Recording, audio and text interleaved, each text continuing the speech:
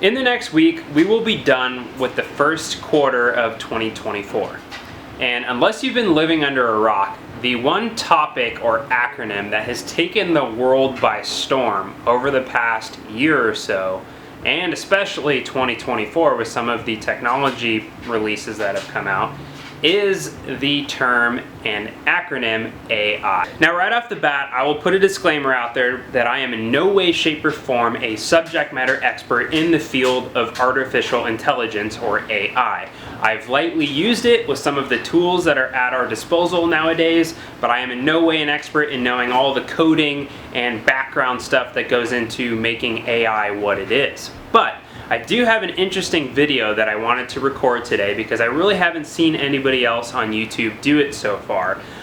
So for those that know me and my channel, I am an avid enthusiast of 3D printing and cars. That's what this channel is all about, is combining 3D printing and cars together. Now if you're running a 3D printer all the way from the cheapest desktop version available to even some of the most expensive out there, like the ones I use at work that are hundreds of thousands of dollars, you have to know how to troubleshoot it, or at least some basic steps in troubleshooting. And that's what I want to know today.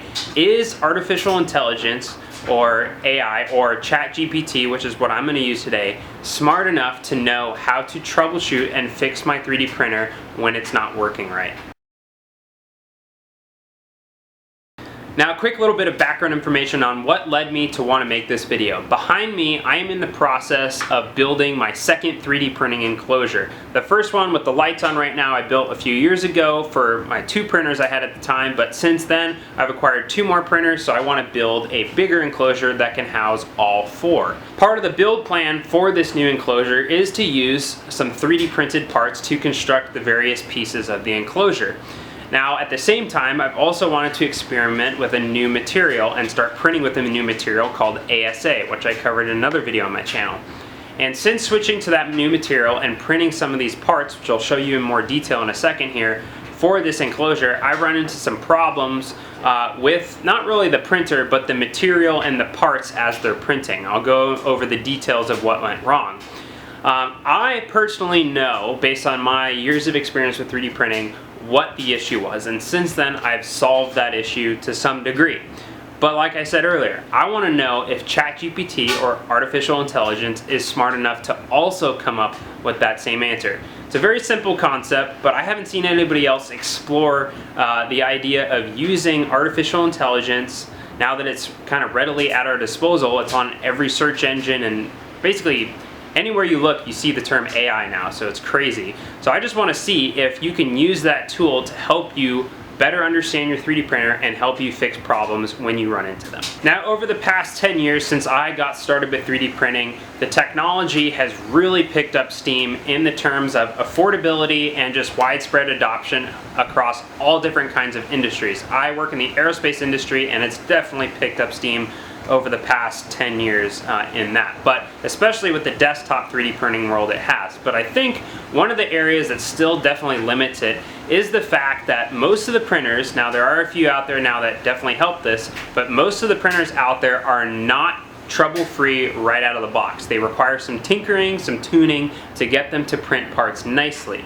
And on top of that, when the printer runs into an issue like a nozzle clog or bed leveling or anything like that, a lot of people who don't have the patience or time to really learn about the printer and figure out what's going on end up just putting the thing on Craigslist and selling it for cheap because they're frustrated with it.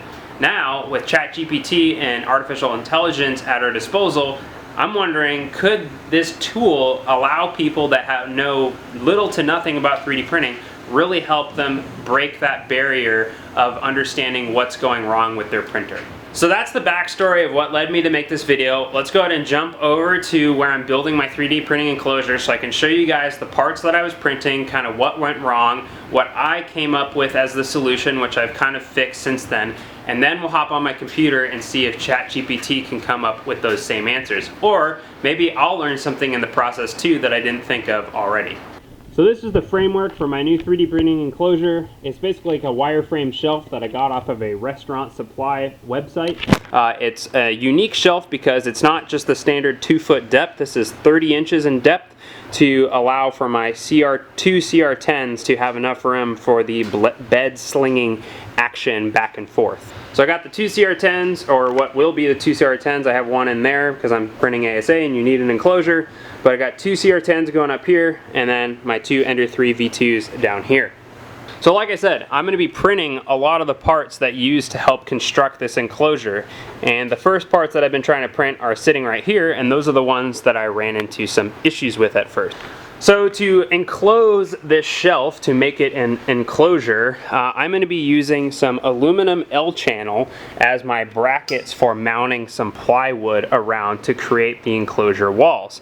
Well, to mount that L-channel to the tubes of the frame here, I came up with this little, it's a very simple design, but it's this little 3D printed L bracket basically that has two holes on either side where I'll be putting in a heat set insert. This bracket will sit up against the tube like such, and then there will be holes drilled in the L channel that help to mount the L channel to these tubes of the shelving here to make the enclosure. Now, as you can see, I have printed quite a few of these, and it's because I ran into some issues while I was printing them, which is why I'm partially making this video. Now, these are all made from ASA. Like I said earlier, I'm trying to really specialize in ASA and become a wizard in printing with it. I used to print PLA and PETG, but PLA sucks for heat resistance and PETG is a real pain in the butt to print with. So from what I heard, ASA is a lot better of an option that gives you heat, UV resistance, and some pretty good strength overall. But it comes with its own little fair share of challenges, similar to what you run into with trying to print ABS.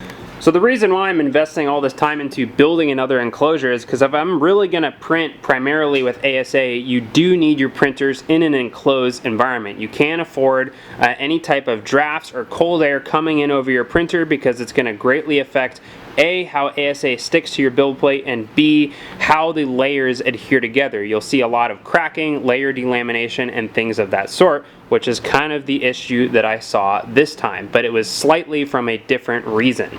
So to build this whole enclosure, I need 24 of these things. So obviously to do that as quick as possible and to take advantage of printing through the night so I could keep moving on with the construction of this enclosure, I tried printing about 12 at a time, which I'll set this up to show you roughly how it looked, since my printer right now is running some other pieces also from ASA.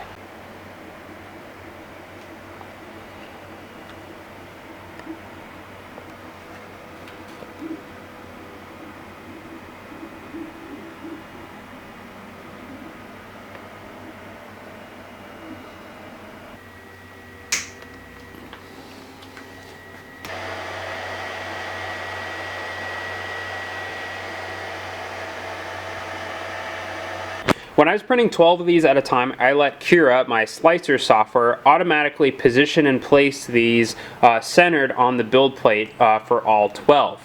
And it looked something along the lines of this, although it was much straighter and neater. But they were all roughly packed pretty tight together and centered on the build plate. The prints relatively looked good. The parts that you're seeing now are all the ones that I had to scrap or that I won't be using. So the prints overall looked really good, but when I looked a little closer, that's when I noticed some small issues with the parts.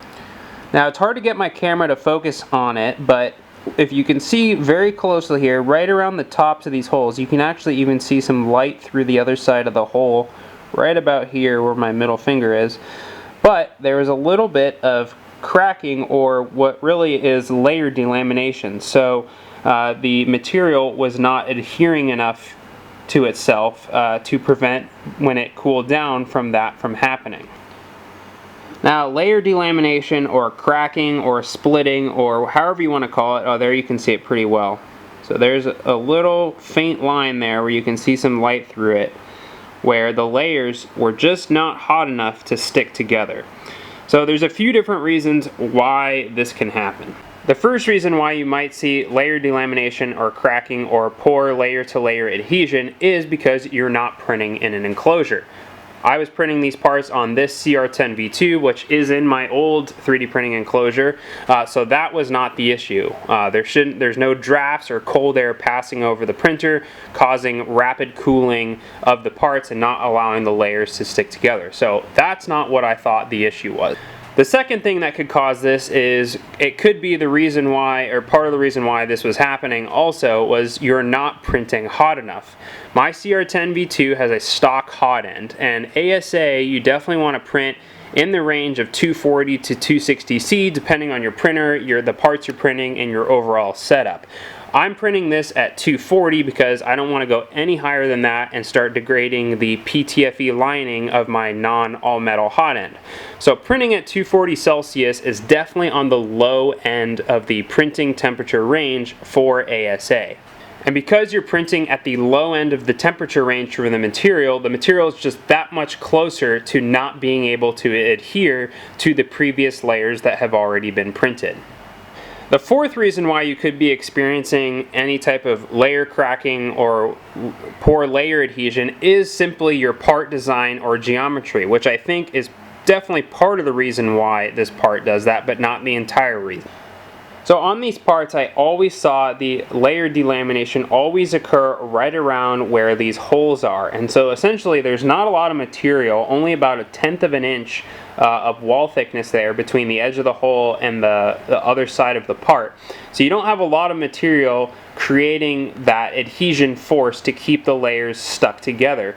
However, I did also see a little bit of layer delamination in this area, but primarily it was right around where these holes were, where the hole diameter or hole edge distance to the other side of the part is the smallest. So the overall design and geometry of your part and the orientation you pick when you print it definitely can play a role into how well the part prints.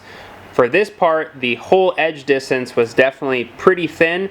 In the future, I'd probably make that a little bit thicker. So that was one of the factors that I think played into this cracking and layer delamination as well. But the final reason I think was the biggest culprit. And final, and what I think is the biggest reason why I was having issues when trying to print 12 of these parts at a time and I was experiencing the layer cracking and layer delamination, is something called time between layers. Time between layers directly affects how well your previous layers stick to each other with your printed parts. It's something that's not talked a whole lot about in desktop printing, but when I have to print high temperature polymers like Ultem 9085 for my job, that's a primary focus because you're dealing with a lot of heat dissipation throughout the build and your parts. Now, what do I mean by time between layers? Well, essentially, the more parts you have on your build plate or the bigger your part is, the longer your printer takes to complete that layer and then start the next layer. So let's just say the printer starts with this part in the corner and prints the current layer, then prints the layer for this part, this part, this part, and then so on and so forth for all 12 parts in your build pack for that current layer. Then it comes back to this part and then prints the next layer. So in essence, if you have 12 of these parts, the time that it takes your printer to print all of the current layers for all 12 of these parts is obviously going to be much longer than the time it takes if you're just printing 1 or 2 of these parts together. So as the printer prints the layer and then moves on to all the next parts, that excess time for printing more of these parts at the same time allows the most current layer for the part that it just printed to cool down. So you're not going to get as good of adhesion to your layers when you're printing more of these parts at a time. The way to circumvent that is you'd have to speed up your printer, which introduces a different set of challenges. The reason why I think this was the biggest issue was because I only really saw this cracking and layer delamination when I was trying to print 12 of these at a time. It was a little bit more tedious. I had to turn the printer over and over again more often, but when I printed only 2 of these at a time or 1 of these at a time when I was just proving out the geometry and made sure it fit well against the tubing here, I never saw that issue. So the time between layers between just printing 2 of these parts or 1 versus 12 is obviously going to be much less, and when you're printing 12, the layers are going to cool down a lot faster, especially printing at the lower end of the temperature range for ASA, which is not going to allow for the optimal layer to layer adhesion. So let's quickly recap all of the issues that I think led to those layer adhesion problems with these parts before we check and see if ChatGPT can come up with those same answers. So first and foremost, I was definitely printing at the lower temperature range for ASA material. I was printing at 240, probably should be closer to 250, somewhere around there, but that's pushing it over the range for my stock hot end, so probably gonna have to upgrade my hot ends at some point in the future. So printing temperature was one. The second was part geometry. So as you remember from me showing you the parts, the distance between the edge of the hole and the other side, or the thickness of the wall of the part there, was pretty thin. So geometry or build orientation can also play a factor into how well your layers are going to stick together based on how thick or thin the geometry of your part is in the area that might be having problems. And the third, and what I think, like I said, is the biggest reason why I ran into problems with layer adhesion with these parts, is your time between layers. Essentially, how long does it take your printer to go through an entire slice of your entire build pack to then start the next layer?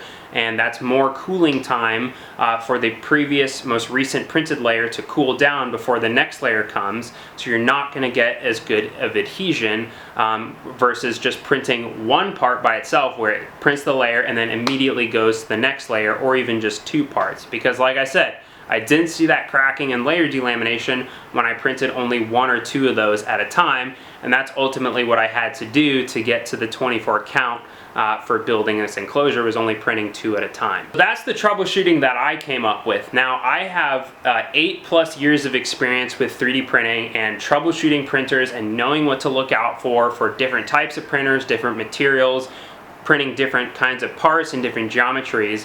But for someone that's just getting into 3D printing, let's say it's Black Friday and you found a really good deal on a 3D printer, you ordered it, and you're probably going to start with PLA and not ASA, but let's say you work your way up to going to ASA material, and you might run into these issues. And if you don't have a lot of experience, you're going to have to be Googling and coming across all different kinds of answers and trying to choose and filter what you think the problem might be, versus ChatGPT or a lot of these AI services are kind of like the next generation of search engine, where it just spits out your answers all in one.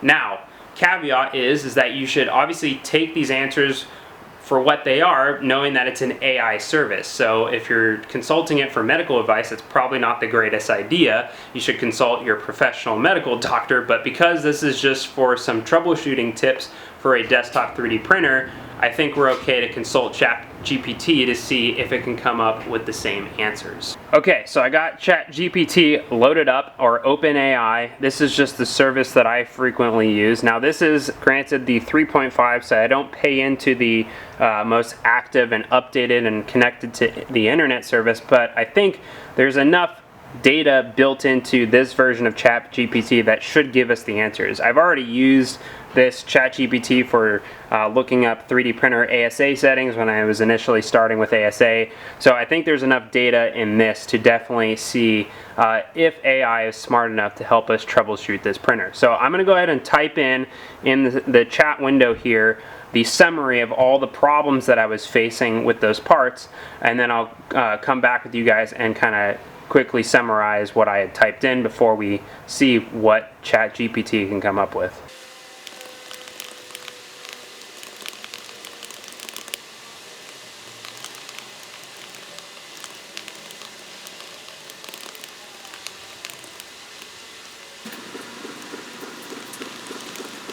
Okay, so I got the summary of basically everything I just talked about typed into the chat window here, and I inputted a lot of the major settings and setup that I have in Cura to give the chat AI tool the best chance of knowing what's going on. So I didn't include every setting from Cura, but I summarized it as best I can. So I'll read it back to you guys.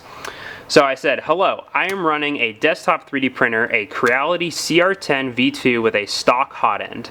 I am printing black Polymaker ASA material, and I am running into some issues with the parts I am trying to print. I am printing these parts with an extruder temperature of 240 C, a bed temperature of 90 C, a print speed of 55 millimeters per second, an infill of 20%, and a layer height of 0.25 millimeters with a 0.4 millimeter nozzle. I am trying to print 12 parts at a time that take up about 70% of the build plate, and I'm experiencing poor adhesion between layers near a hole feature on the part. When printing 12 at a time, roughly 80% of the parts on the build have some sort of layer cracking, delamination, or poor adhesion. Can you help me troubleshoot the printer and parts and suggest some settings to change to avoid having this issue with poor layer adhesion? Thank you. I'm always polite just in case, like AI takes over the world, and I can say and remember that I was always polite to the AI tool. So I added one more quick tidbit of detail that says the wall thickness of the part around where the failure occurring is about 0.1 inches. So let's punch in enter here and see what AI comes up with.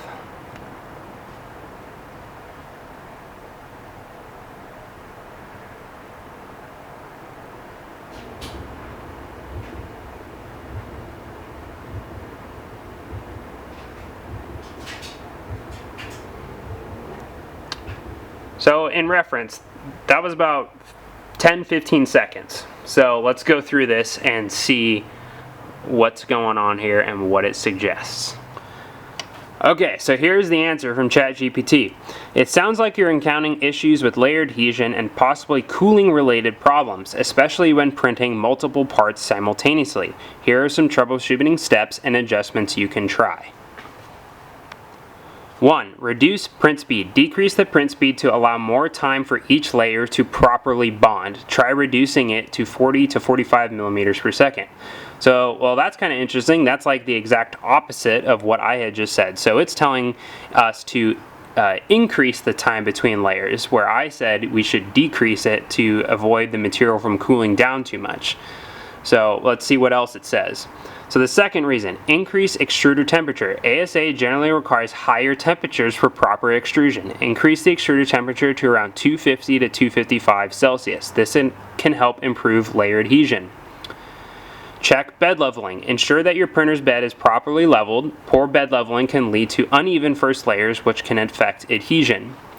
Adjust bed temperature. While 90 C is a good starting point for ASA, you might experiment with slightly higher temperatures, up to 100 C, to improve adhesion, especially for larger parts or when printing multiple parts simultaneously. Modify cooling settings. ASA generally benefits from minimal cooling, especially for larger parts. Try reducing or completely turning off the part cooling fan to prevent rapid cooling and warping between layers. So that was something I forgot to mention. It was my part cooling settings was set to 10% of the fan speed. So it was already reduced, but it was really interesting that it came up with this and I didn't even mention it in my chat entry. Increase layer height. While 0.25 millimeters layer height is common, reducing it to 0.2 millimeters might improve layer bonding, especially for parts with intricate details. 7. Print fewer parts simultaneously. Ding, ding, ding. Printing multiple parts simultaneously can lead to increased temperature fluctuations and uneven cooling. Try reducing the number of parts per print to see if it improves adhesion. Winner, winner, chicken dinner, at least that's what I think. 8. Check filament quality. Ensure that your filament is dry and free from moisture, as moisture can negatively impact print quality and adhesion. Consider storing your filament in a dry box or using desiccants. My filament was brand new, out of the box, and I did dry it a little bit ahead of time, so I don't think that was an issue. Here's another interesting one. 9. Consider an enclosure. If you're not already using an enclosure, consider adding one. This helps maintain a stable printing environment, reducing the chances of warping and improving adhesion. 10. Evaluate print orientation. Sometimes adjusting the orientation of your parts can improve layer adhesion. Experiment with different orientations to see if it makes a difference. So obviously your weakest part of an FDM part is in the Z direction of your print. So the weakest direction is the direction between all your layers. Your XY direction is the truer tensile strength of your material. So that is also very true. So we're getting cracking along the layers, which is the weakest direction of the part. 11, check for mechanical issues. Make sure your printer's belts are tight and there are no loose components that could affect print quality. That's pretty general, but yep, still a good check. 12, calibrate flow rate. Say that 10 times fast. Ensure that your printer's extrusion multiplier or flow rate is properly calibrated. Over extrusion or under extrusion can affect layer bonding. Also true, but I did print some calibration cubes and everything seemed okay. So at the end it says, try implementing these adjustments one at a time while observing their effects on print quality. This will help you identify the specific factors contributing to poor layer adhesion and optimize your print settings accordingly. Wow, that was quite the response, and I am pretty impressed, honestly. That's very impressive. Let's type in a response, because I'm just curious for the first answer here, reduce print speed. Like I said, I was pretty sure this was a culprit of excess time between layers, but it's telling me as an option here. Now there are a few contradicting points in here, like reducing print speed is the opposite of printing fewer parts. So printing fewer parts is going to decrease your time between layers, but obviously reducing your print speed is going to increase your time between layers. So there's a little bit of contradicting information, but it could be on a part by part basis that number 1 is correct for one part and number 7 is correct for other parts. But let's type in a quick answer and just kind of question it on number 1 and see what it comes up with.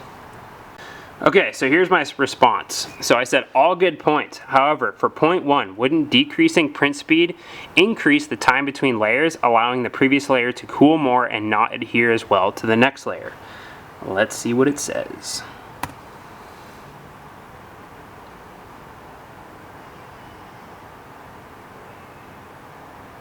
That was like 3 seconds. So here's what ChatGPT said. You are correct. I appreciate the clarification. I will take that as a win. I outsmarted the AI tool, so I am smarter than AI. Just kidding. I mean, in this instance I am at least. Decreasing print speed does indeed increase the time between layers, potentially allowing the previous layer more time to cool. This can have both positive and negative effects on layer adhesion. Depending on various factors such as material properties, print temperature, and cooling conditions. Oh, that's the end of the sentence. In the case of ASA, reducing print speed may help improve layer bonding by allowing more time for the filament to fuse together. Okay, I don't fully agree with that, but however, as ASA generally benefits from minimal cooling, reducing print speed should be done cautiously to avoid excessive cooling between layers, which could lead to poor adhesion or even warping. I agree with that. That is definitely something I agree with, that second statement there. So therefore, when adjusting print speed for ASA, it's essential to find a balance between speed and cooling to achieve optimal layer adhesion. It may require some experimentation to determine the optimal print speed for your specific setup and conditions. If reducing print speed exacerbates cooling-related issues, you may need to compensate by adjusting other parameters like extruder temperature, part cooling fan settings, or print orientation. Okay, wow, that's pretty awesome. I would say I agree with that, and that answer is very thorough, very, very thorough.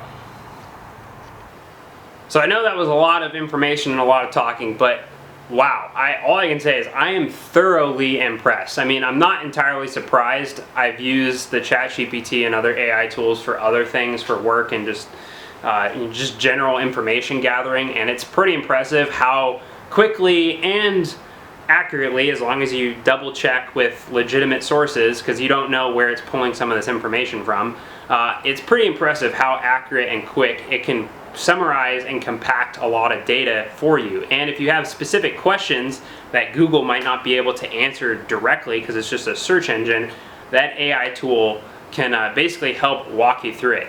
It's a free tool, so if you're new to 3D printing, oh my goodness, take advantage of that, because I would have loved to have had that when I was learning how to run a desktop printer and tune and tweak all the little settings, especially when trying to print different materials. I mean, heck, I'll probably still be using this because I'm always learning something new with printing, and just because I say I have 8 years of experience does not mean I say I know everything. I am learning every day, learning new things every day. So I will continue to use it, but a lot of people have asked me, why do you not see 3D printers in big box stores like Best Buy, and I was going to say Circuit City, but that's been a while since it's been around. So let's just say Best Buy. And I think it's because people don't have the patience or the know-how or the resources to troubleshoot a lot of these desktop printers that need tuning and aren't ready to print out of the box.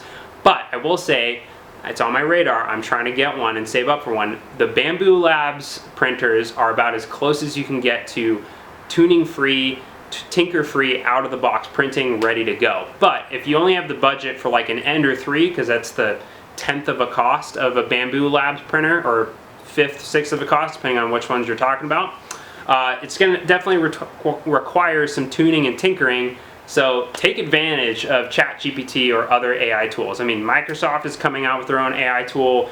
Google, everyone basically is going to have their own AI tool.